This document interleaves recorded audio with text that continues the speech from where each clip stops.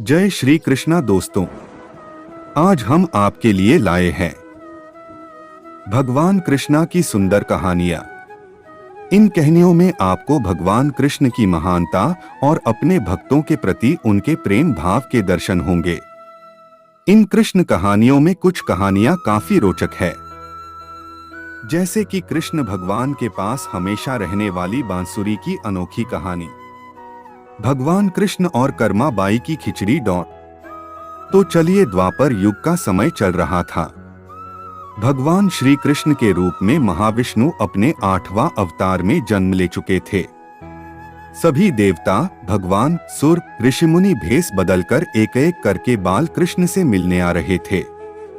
वह देख भगवान शिव के मन में भी अपने प्रिय प्रभु से मिलने की इच्छा उत्पन्न हुई, पर वह यह सोचकर रुके हुए थे कि बाल कृष्ण के लिए उपहार के रूप में क्या दिया जाए, जिसे वह हमेशा अपने पास रख सके।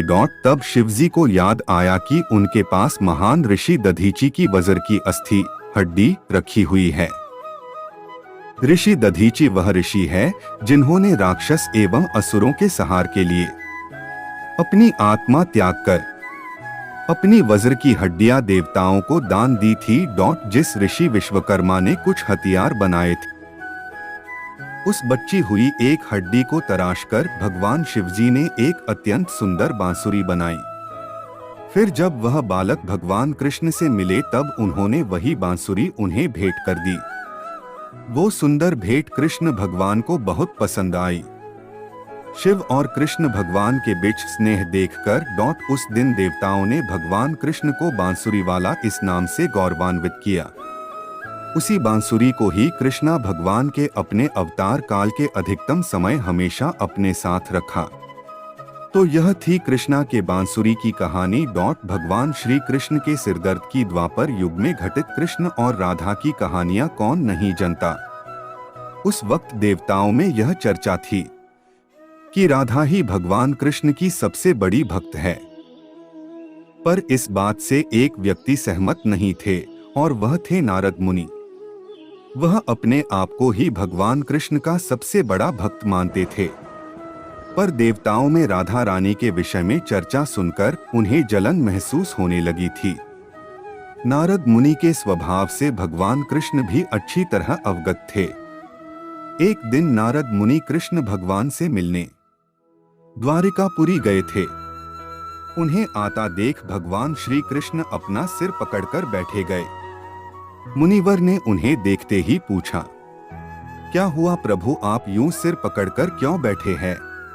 उस पर द्वारिकाधीश ने उत्तर दिया, मुनिवर, आज हमें सिर में बहुत पीड़ा हो रही है। नारद बोले, तो प्रभु, इस पीड़ा को मिटने का क्या कोई उपाय है? कृष्ण ने कहा, हाँ, उपाय तो है। अगर मेरा सबसे बड़ा भक्त अपने चरण धोकर उसका चरण अमृत मुझे पिलाएगा, तो मेरा सिरदर्द पल भर में ठीक हो जाएगा। कृष्ण के मुख से यह उपाय सुनकर कुछ पल के लिए मुनिवर सोच में पड़ गए कि हूं तो मैं ही सबसे बड़ा कृष्ण भक्त, लेकिन अगर मैं अपने पैर धोकर उसका चरण अमृत प्रभु को पिलाऊंगा तो मुझे नरक जाने जीतन महापाप लगेगा। परंतु राधा को भी तो सब कृष्ण का बड़ा भक्त मानते हैं। इतना सोचने के बाद भगवान कृष्ण से आज्ञा लेकर नारद तुरंत राधा रानी के महल में जा पहुंचे और उन्हें प्रभु के सिर में हो रही पीड़ा एवं उसके उपाय के बारे में वृतांत सुनाया।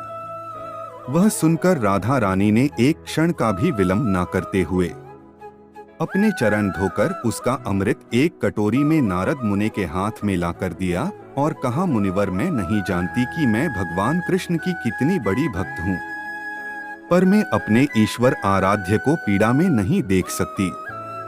राधा के मुख से वह सच्चे भक्ति भाव के शब्द सुनकर नारद मुनि की आंखें खुल गई और वह समझ गए कि राधा रानी ही कृष्ण की सबसे बड़ी भक्त है और प्रभु श्री कृष्ण ने यह लीला मुझे समझाने के लिए रची थी। कर्माबाई की खिचड़ी की कहानी। यह कहानी है भगवान कृष्ण की प्रिय भक्त कर्माबाई की। कर्माबाई बचपन से ही अपने पिता जीवनराम को कृष्ण भगवान की पूजा करते हुए देखती थी। वह कभी भी कृष्ण भगवान भोग लगाए बिना भोजन ग्रहण नहीं करते थे। जब कर्माबाई 13 साल की थी, तब एक दिन जीवन राम को तीर्थ पुष्कर स्नान के लिए जाने की इच्छा हुई।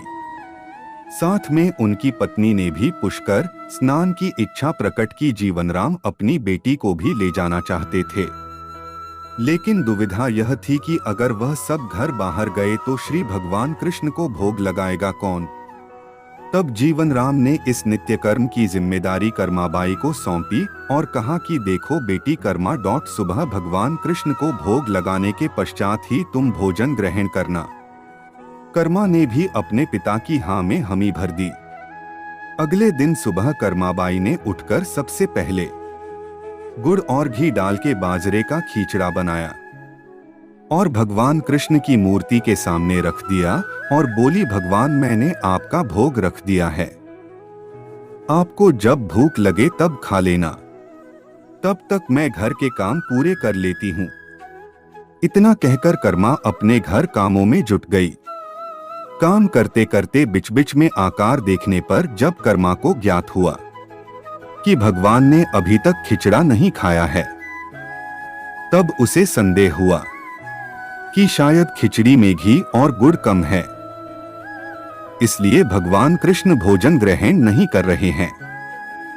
तभी कर्माबाई ने खिचड़ा में थोड़ा गुड़ और घी मिलाया और मूर्ति के सामने बैठ गई। वह बोली, भगवान मेरे पिताजी जब खिलाते हैं तब तो आप खा लेते हो, तो अब क्यों नहीं खा रहे? और अभी तो पिताजी बाहर गए हैं, उन्हें आने में बहुत दिन लगेंगे, तब तक आपको भोग लगाने की जिम्मेदारी मुझे दी गई है, इसलिए जब तक आप भोजन नहीं खाएंगे मैं भी कुछ नहीं खाऊंगी। इस तरह जिद पर अड्डी नन्ही कर्मा की प्यारी बातों से कृष्ण भगवान का सिंहासन डोल गया और फिर मूर्ति में से आवाज आई, बेटी कर्मा तुमने पर्दा तो किया ही नहीं, तो मैं भोजन कैसे ग्रहण करूं? तब कर्माबाई ने मूर्ति के आगे अपनी चुनरी का पर्दा किया और कुछ ही समय में कृष्ण मूर्ति के सामने रखी खिचड़ी की थाली खाली हो गई। अब कर्मा रोज सुबह सबसे पहले कृष्णा को बाजरे का खिचड़ा खिलाती और बाद में खुद भोजन ग्रहण करती। कुछ दिनों बाद घर लौटने पर कर्मा के माँ बाप भी कृष्ण की लीला देखकर दंग रह गए। इस तरह कर्माबाई ईश्वर कृष्ण की निस्सीम भक्त बन गई। अपने जीवन के अंतिम दिनों में कर्माबाई भगवान जगन्नाथ की नगरी जगन्नाथपुरी में एक कुटिया में बस गई थी। वहां पर एक दिन कर्माबाई की कुटिया के सामने एक तेजस्वी कांति वाला बालक आया और उसने कर्माबाई से कहा, मुझे भूख लगी है माँ, खाना दो। उस वक्त भी कर्मा अपने भगवान कान्हा को खिचड़ा का भोग लगा रही थी। कर्मा ने उस बालक को भी खिचड़ा खिलाया। उसके बाद से वही बालक हर रोज कर्मा के हाथ का खिचड़ा खाने आता था। यह सिलसिला कई वर्षों तक चलता रहा। वह बालक कोई और नहीं स्वयं जगन्नाथ भगवान थे। क्योंकि जिस दिन कर्माबाई देहांत हो गया उस दिन जगन्नाथ भगवान की मूर्ति की आंखों से आंसू बह रहे थे और उसी रात मंदिर के पुजारी के स्वप्न में जगन्नाथ भगवान आए और अपने दुखी होने का करना बताया कि उनकी परम प्रिय भक्त कर्माबाई गोलोक सिधार गई है। मैं रोज सुबह उसके हाथ की खिचड़ी खाता था, अब मुझे खिचड़ी कौन खिलाएगा? अगले दिन से मंदिर के पुजारियों ने निर्णय लिया, भगवान को रोज बाजरे के खिचड़ा को भोग लगेगा और उस भोग का नाम दिया गया कर्माबाई की खिचड़ी। चावल के एक दाने की कहानी। द्वापर युग में पांडव वनवासी का जीवन जी रहे थे और महाकपटी दुर्योधन हस्तिनापुर में एक राजविलासी जीवन जी रहा था। एक दिन महर्षि दुर्वासा अपने शिष्यों के साथ हस्तिनापुर अतिथि बनकर पधारे थे। दुर्योधन ने काफी अच्छे तरह से उनका आतिथ्य किया। इसी पवित्र कार्य के बीच दुर्योधन ने अपने मामा शकुनी के साथ मिलकर पांडवों को परास्त करने की एक नई योजना बनाई। जब महर्षि दुर्वासा ने कहा कि हम अब भोजन करेंगे, तब दुर्योधन बोला कि ऋषियों को भोजन करना तो एक महापुण्य का कार्य है, लेकिन महर्षि दुर्वासा मैं आपसे अनुरोध करता हूँ कि इस महापुण्य को प्राप्त करने का अवसर मैं अपने बड़े भ्राता युधिष्ठिर को देना चाहूंगा। इतना कहकर दुर्योधन ने महर्षि दुर्वासा और उनके शिष्यों को नजदीक के वन में बसे युधिष्ठिर की कुटिया में भोजन करने के लिए भेज दिया, क्योंकि वह जानता था कि दोपहर के उस समय पांडव द्रौपदी सहित खाना खा चुके होंगे और कुटिया में अन्न शेष नहीं होगा। कुछ ही समय में महर्षि दुर्वासा अपने शिष्यों के साथ पांडवों की कुटिया के सामने थे। वहां युधिष्ठिर ने उनका बड़े आदर के साथ स्वागत किया। महर्षि दुर्वासा ने युधिष्ठिर को दुर्योधन के साथ हुआ अपना वार्तालाप बता दिया और कहा कि मैं और मरे शिष्य स्नान के पश्चात भोजन ग्रहण करेंगे। इतना कहकर वह सभी ऋषिगण स्नान करने के लिए नदी पर की गए। धर्मराज युधिष्ठिर ने यह बात तुरंत जाकर द्रौपदी को बताई। द्रौपदी ने कहा, इस वक्त तो हमारे पास कुछ भी भोजन शेष नहीं है। द्रौपदी का दिल यह सोचकर घबराने लगा, अगर ऋषियों को भोजन नहीं कराया तो उन्हें महर्षि दुर्वासा के क्रोध और शाप का पात्र बनाना पड़ेगा। उस कठिन घड़ी में द्रौपदी अपने मित्र सखा कृष्ण को याद करने लगी। उसी वक्त लीलाधर कृष्ण ने द्रौपदी की कुटिया के अंदर प्रवेश किया। उन्हें देखते ही द्रौपदी उनके पास दौड़ती हुई गई और उन्हें अभिवादन करके अपनी समस्या बताने लगी। कृष्ण ने कहा, द्रौपदी, तुम्हारी समस्या को कुछ समय के लिए भूल जाओ और सबसे पहले मुझे कुछ खाने को दो, मुझे बड़ी जोरों की भूख लगी है। तब द्रौपदी ने अक्षय पात्र लाकर कृष्ण के हाथ में दिया, साथ ही अपनी समस्या भी बताई। महर्षि दुर्वासा और उनके शिष्य कुछ देर में भोजन करने के लिए आने वाले हैं, लेकिन घर में तो जरा सा भी भोजन शेष नहीं है। द्रौपदी की बात सुनकर कृष्ण मुस्कुराए और पात्र में देखने लगे। उस पात्र में चावल का सिर्फ एक दाना बचा था। वह देखकर भगवान कृष्ण बोले, ये क्या, इसमें तो बहुत खाना बचा है। और वह चावल का वह बचा हुआ दाना उन्होंने खा लिया। इधर कृष्ण के चावल का वह दाना खाते ही उधर स्नान करके नदी से बाहर निकले महर्षि दुर्वासा और उनके शिष्यों का पेट भर गया और उन्हें डकारे आने लगी और वह युधिष्ठिर की कुटिया के और जाने के बजाय अपनी यात्रा के लिए प्रस्थान कर गए। इस तरह चावल के एक दाने से ही कृष्ण भगवान में ऋषियों को पेट भरकर उनके क्रोध और शाप से पांडवों की रक्षा की। भगवान श्री कृष्ण और कुम्हार की यह कहानी भगवान कृष्ण के बाल्यकाल की है। बचपन में कृष्ण बड़े ही शरारती थे। आए दिन कृष्ण भगवान के नए नए उलाहने रोज यशोदा मैया के पास आते रहते थे। इन्हीं उलाहनों से तंग आकर एक दिन यशोदा मैया छड़ी लेकर कृष्ण भगवान के पीछे दौड़ी थी और मैया से भगाते भगाते गोविंदा एक कुम्हार के घर घुस गए। उस वक्त कुम्हार अपने काम में व्यस्त था, पर जब कुम्हार की दृष्टि भगवान पर पड़ी तब वह बड़ा ही प्रसन्न हो उठा। कृष्ण बोले, कुम्हार जी, मेरी मैया बहुत क्रोधित है और छड़ी लेकर मुझे ढूंढ रही है। कुछ समय के लिए मुझे कहीं छुपा लीजिए। कुम्हार भगवान श्री कृष्ण के अवतार स्वरूप से ज्ञात था। उसने तुरंत कृष्ण जी को एक बड़े से मिट्टी के घड़े के नीचे छुपा दिया। कुछ समय पश्चात जब यशोदा मैया ने वहां आकर पूछा, क्यों रे कुम्हार, क्या तूने मेरे कान्हा को देखा है? तो कुम्हार ने जवाब दिया, नहीं मैया, मैंने नहीं देखा। कुम्हार और यशोदा मैया के बीच हो रहा संवाद भगवान श्री कृष्ण गौर से सुन रहे थे। फिर जब माता यशोदा वहां से चली गई तब कान्हा बोले, कुम्हार जी, मेरी माता यदि चली गई हो तो मुझे इस घड़े से बाहर निकालिए। कुम्हार बोला, ऐसे नहीं भगवान, पहले आपको मुझे वचन देना होगा कि आप मुझे 84 लाख यानियों के बंधन से मुक्त कर देंगे। कुम्हार की बात सुनकर कान्हा जी मुस्कुराए और बोले, ठीक कुम्हार, मैं वचन देता हूँ कि मैं तुम्हें 84 लाख यानियों के बंधन से मुक्ति दे दूंगा। अब तो मुझे बाहर निकालो। कुम्हार बोला, मुझे अकेले को नहीं महाप्रभु, मरे पूरे परिवार को भी 84 लाख यानियों के बंधन से मुक्त करने का वचन दीजिए। तो ही मैं आपको घड़े से बाहर निकालूंगा।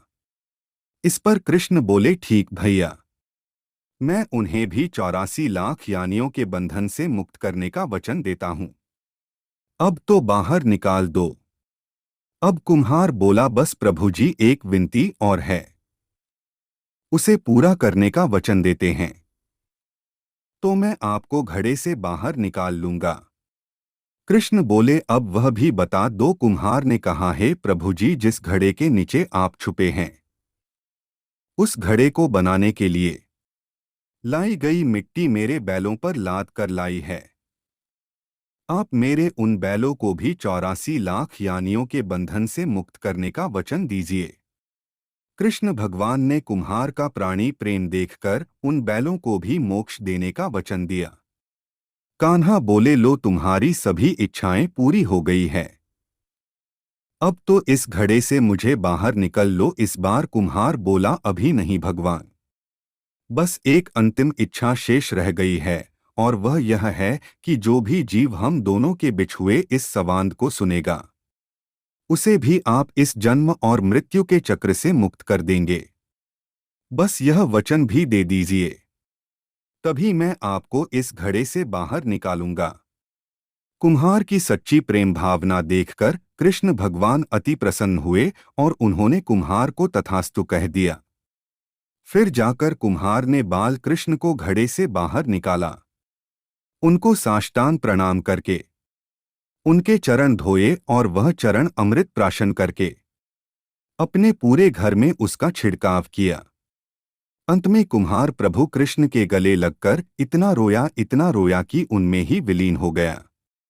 दोस्तों, हमारी ये वीडियो देखने लिए धन्यवाद। दोस्तों, इस भक्तिपूर्ण वीडियो को अपने प्रियजनों के साथ जरूर शेयर करें व अगली वीडियो पर जाने से पहले इन कहानियों में से भगवान कृष्ण की कौन सी कहानी आपको सबसे ज्यादा पसंद आई यह कमेंट करें और चैनल को सब्सक्राइब करें। जय श्री कृष्ण दोस्तों।